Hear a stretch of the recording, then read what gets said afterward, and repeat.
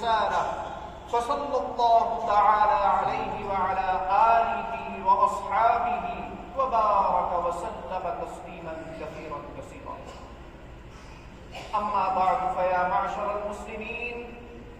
قال الله تبارك وتعالى في كلامه العظيم: أعوذ بالله من الشيطان الرجيم: يا عبادي الذين أسرفوا على أنفسهم لا تقنطوا من رحمة الله إن الله يغفر الذنوب جميعا. صدق. برادران اسلام، مذہب اسلام کا یہ حکم ہے ایک مسلمان کے لیے،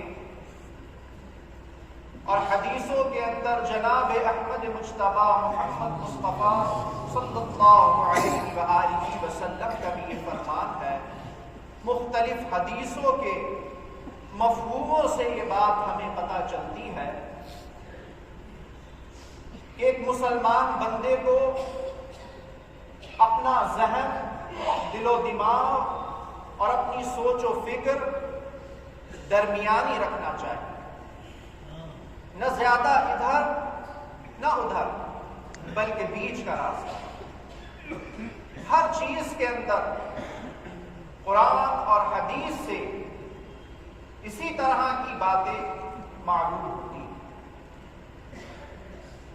ایک مسلمان اپنی زندگی گزارتا ہے،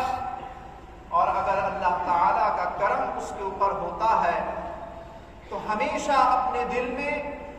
اللہ کے خوف کو بنائے رکھتا ہے، اور یہ سوچتا رہتا ہے کہ کہیں کوئی لفظش یا غلطی مجھ سے ایسی نہ ہو جائے کہ جس سے اللہ تعالیٰ بعد مرنے کی میری پکڑ کر. اور اس کے ساتھ ساتھ وہ اپنے دل کے اندر یہ بھی امید جگائے رکھتا ہے کہ اللہ تعالیٰ بڑا بخشنے والا، بڑا غفور الرحیم اور مہربان ہے. اگر میں سچے دل سے شرمندگی کے ساتھ آنسو بہا کر اس کے دربار میں مغفرت مانگوں گا، توبہ کروں گا، تو میرا غفور الرحیم رب میری پچھلی زندگی کے گناہوں کو معاف بھی فرمائے. یہی حکم دیا ہے نبی کریم صلی اللہ علیہ وسلم، اور یہی حکم دیتا ہے قرآن پاک کہ ایک مسلمان کو بین الرجا والخوف رہنا چاہیے، یعنی اللہ کی ذات سے امید بھی باندھا رہے اور ہر وقت اللہ کی ذات سے ڈرتا. خدا نخواستہ شیطان بہکاتا ہے اور دل کے اندر اتنی وسعت اور گنجائش پیدا کر دیتا ہے بندے کے کہ ہر اچھا برا، جائز ناجائز، حلال حرام کام کرتا چلا جاتا ہے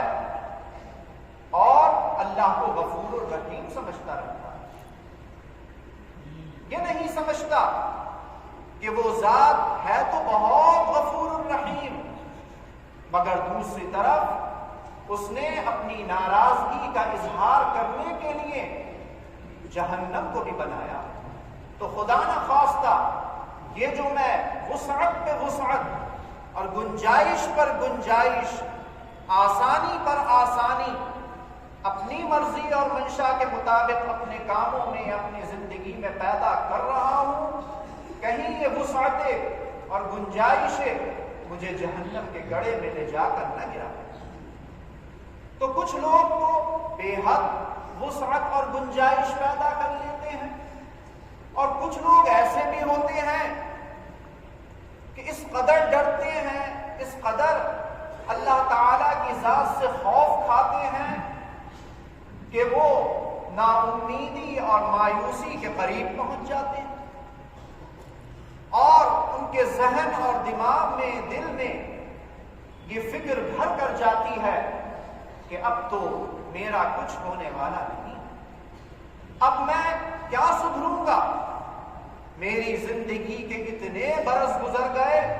میں اب تک نہیں سدھر سکا، گناہ کرتا ہوں، شرمندہ ہوتا ہوں، پچھتاتا ہوں، مگر پھر مجھے شیطان بہکا دیتا ہے اور میں وہی غلط کام کر بیٹھتا ہوں۔ لہذا ایک وقت آتا ہے کہ ایسے بندے نا امیدی اور مایوسی کا شکار ہو جاتے ہیں اور یہ سمجھنے لگتے ہیں کہ اب ہمارا کچھ ہونے والا ہے، جبکہ ایک حدیث پاک کے اندر جناب احمد مجتبی محمد مصطفیٰ صلی اللہ علیہ وآلہ وسلم نے بڑی اچھی بات بیان فرمائی ہے۔ ایسے مایوسی اور نا امیدی کا شکار ہونے والے بندوں کو بڑی ہمت دلائی ہے اور فرمایا ہے کہ ایک بندہ ہوتا ہے، مثال دیتے ہیں حضور کہ ایک مسلمان ہوتا ہے، شیطان اس کو بہکاتا رہتا ہے اور اس کی زندگی گناہوں میں گزرتی رہتی ہے، یہاں تک کہ وہ مایوسی کے دہانے پر، مایوسی کے دروازے پر آ کر کھڑا ہو جاتا ہے اور اس کے دل میں یہ چیز گھر کرنے لگتی ہے کہ اب اللہ کی رحمت مجھے نہیں مل پائے۔ اللہ فرماتا ہے فرشتوں سے کہ اے فرشتوں، یہ زندگی بھر گناہ کرتا رہا لیکن اب اس مقام پر پہنچ چکا ہے کہ اس کی امیدیں میری ذات سے ٹوٹنے لگی ہیں اور میں کیسے اس کو مایوس کر کے اس کو کفر کی حد میں پہنچا دوں۔ اس لیے کہ جو بندہ میری ذات سے مایوس ہو گیا وہ سمجھ لو کہ کافر ہو گیا، اس نے میری ذات کا ہی انکار کر دیا، لہذا سچے دل سے نادم ہو رہا ہے، یہ آج بھی شرمندہ ہو رہا ہے، لہذا میں اس کے اوپر رحم و کرم کا دروازہ کھول دیتا ہوں۔ حضور فرماتے ہیں کہ بہت سے بندے ایسے ہوتے ہیں کہ جب گناہ کرتے کرتے کرتے کرتے ان کے دل کے اوپر مایوسیوں کے بادل چھا جاتے ہیں، تب اللہ تعالیٰ کی رحمت اور ان کا کرم جوش مارتا ہے اور وہ بندے پیچھے کی طرف دیکھتے ہیں اور اللہ تعالیٰ اپنی آغوش رحمت میں ان کو چھپا دیتا ہے۔ قرآن کریم کے اندر صاف ارشاد ہے کہ یا عبادی الذین اسرفوا علی انفسہم لا تقنطوا من رحمت اللہ ان اللہ یغفر الذنوب جميعا۔ اللہ تعالیٰ اپنے بندوں کو خطاب کر کے خود ارشاد فرما رہا ہے کتنے پیارے انداز میں کہ اے میرے بندوں، جن جن لوگوں نے تم میں سے اپنی جانوں پر ظلم کیا ہے، زیادتیاں کی ہیں، اللہ کی رحمت سے مایوس اور نا امید مت ہونا۔ تمہارے جتنے بھی گناہ ہیں اور قصور ہیں، اللہ تبارک و تعالی سب کے سب اپنی رحمت اور مغفرت سے ان کو معاف کرتا۔ تو اس لیے حکم دیا گیا ہے کہ بندہ اللہ کی ذات سے ہمیشہ امید بھی باندھا رکھے اور اس کے ساتھ ساتھ خوف بھی پروردگار سے کرتا رہے کہ نہیں معلوم کہاں پکڑ۔ حدیث پاک کے اندر اللہ کے رسول صلی اللہ علیہ وسلم نے عبرت کی خاطر ہم لوگوں کی ایک واقعہ بیان کیا۔ آپ فرماتے ہیں کہ بنی اسرائیل کے اندر، یہودی قوم کے اندر دو شخص تھے، دو بھائی تھے، ان میں سے ایک بڑا عبادت گزار تھا، ہر وقت ایسے کاموں میں لگا رہتا تھا کہ جس سے اللہ تعالیٰ خوش ہو۔ دوسرا بھائی گناہگار تھا، گناہ کے کام کرتا رہتا تھا، لیکن اس کے دل کے اندر اپنے گناہوں پر پچھتاوا بہت تھا اور ہر وقت یہ سوچتا رہتا تھا کہ میں بڑا برا ہوں، بڑا گناہگار ہوں، اللہ تعالیٰ کی رحمت میری طرف کیسے مائل ہوگی، میں تو اس لائق بھی نہیں۔ وہ جو نیک بھائی تھا وہ اس کو سمجھاتا تھا کہ دیکھ تو یہ عمل مت کر، یہ کام مت کر، اللہ تعالیٰ تجھے اپنے عذاب میں پکڑ لے گا۔ تو وہ جو گناہگار بھائی تھا وہ مایوس ہو کر کہتا تھا کہ بات تو صحیح کہہ رہا ہے، مگر دوسری طرف اللہ تعالیٰ کی رحمت بھی تو ہے، میں اس کی رحمت سے مایوس نہیں ہو سکتا، امید یہی لگائے رہوں گا کہ اللہ تعالیٰ میرے گناہوں قصوروں کو معاف کر دے گا اور میری بخشش کر دے گا۔ ایک روز اس بھائی نے کہ جو بڑا عبادت گزار تھا، اس نے دیکھا کہ وہ گناہگار بھائی ایک بڑا برا کام کر رہا، گناہ کے اندر ملوث ہے، تو اس نے اس کو ڈانٹا، پھٹکارا، لعن طعن کی اور اس کو ذلیل کیا۔ اور کہا کہ دیکھ میں تجھے سمجھاتا ہوں کہ تو یہ کام چھوڑ دے، مگر تو نہیں مانتا ہے، تو ہرگز اللہ کی رحمت میں شامل نہیں ہو سکتا۔ تب وہ گناہگار بھائی کہنے لگا کہ کیا اللہ تعالیٰ نے تجھے میرا دروغہ بنا کر دنیا میں بھیجا ہے کہ جو تو نے میرے لیے جہنم کا فیصلہ کر دیا؟ وہ کہنے لگا کہ ہاں میں کہتا ہوں کہ اللہ تعالیٰ تجھے جہنم میں ہی داخل کر۔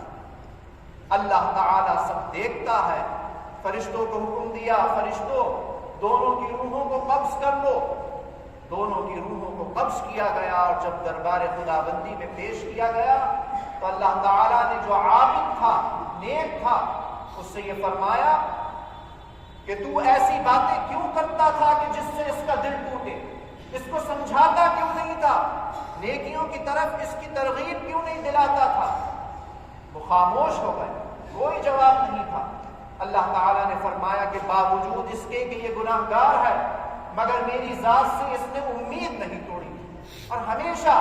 یہ ایک تصور اس کے دل میں رہتا تھا کہ شاید کہ کبھی نہ کبھی اللہ تعالیٰ مجھے سنبھال دے، شاید میں کبھی سیدھی راہ اختیار کر لوں۔ اے فرشتوں، اس کو لے جاؤ جنت میں، کیونکہ اس نے امید نہیں توڑی میری ذات سے، اور یہ جو زندگی بھر عبادت کرتا رہا مگر اس کے ساتھ ساتھ میرے ایک بندے کو ڈراتا رہا، نہ کہ یہ کہ میری رحمت اس کے سامنے بیان کرتا اور اچھی اچھی باتوں کا شوق اس کے دل میں دلاتا، لہٰذا اے بند فرشتوں اس کو جہنم میں ڈالو۔ تو یہ ہے اللہ تعالیٰ کی ذات کہ وہ کس بات سے بندے کی خوش ہو جائے اور کس ذرا سی بات سے ناراض ہو جائے، کچھ نہیں کہا جا سکتا۔ آج ہم لوگ بھی اعمالی اعتبار سے، عقیدوں کے اعتبار سے، ہر طرح سے ظاہر اور باطن کے اعتبار سے بڑے کمزور ہو گئے، بہت کمزور ہو گئے، مگر آخری ہتھیار جو بچا ہے ہمارے پاس وہ بس دعا کا ہی ہے، اس کے علاوہ تو اب کچھ نظر ہی نہیں آتا۔ اور یہ ایسا ہتھیار ہے کہ اس کو ہم آخری دم تک، آخری سانس تک اپنے ہاتھ سے جانے دیں۔ اور وہ کیا ہے کہ اے اللہ تو اپنے کرم سے ہماری زندگیوں میں انقلاب پیدا کر، اے اللہ ہمارے ذہنوں کو بدل دے، ہمارے سوچنے کے طریقوں کو بدل دے، اے اللہ اپنے اور اپنے رسول کی منشا کے مطابق تو ہمیں بنا لے۔ بندہ یہ کہتا رہے، عرض کرتا رہے، آنسو بہاتا رہے، تنہائی میں دنوں رات میں سے تھوڑا سا وقت نکال کر اللہ سے گڑ گڑاتا رہے، امید یہ ہے کہ پروردگار عالم کی ذات روح نکلنے سے پہلے ایک نہ ایک دن ضرور کرم فرمائے گی، اور انشاءاللہ تعالی جب وہ دنیا سے جائے گا تو اس کا ایمان پر ہی خاتمہ ہوگا۔ اللہ رب العزت ہمیں اپنی ذات سے امیدوار رہنے کی توفیق عطا فرمائے، اور اپنے گناہوں کے اوپر شرمندہ ہونے کی اور اپنی ذات سے خوف رکھنے کی بھی ہمیں توفیق عطا فرمائے، تاکہ ہمیشہ ہم درمیانی راستہ، اعتدالی اور بیچ کا راستہ اختیار کرے رہیں، نہ مایوسیوں کا شکار ہو، نہ اپنے ذہنوں سے اپنی مرضی کے مطابق وسعتیں اور گنجائشیں پیدا کر کے اپنی زندگیوں کو اتنا آسان بنا لیں کہ جس سے اللہ اور اس کا رسول ناراض ہو۔ پروردگار عالم یہ توفیق ہمیں عطا۔ وفقنا اللہ و ایاکم۔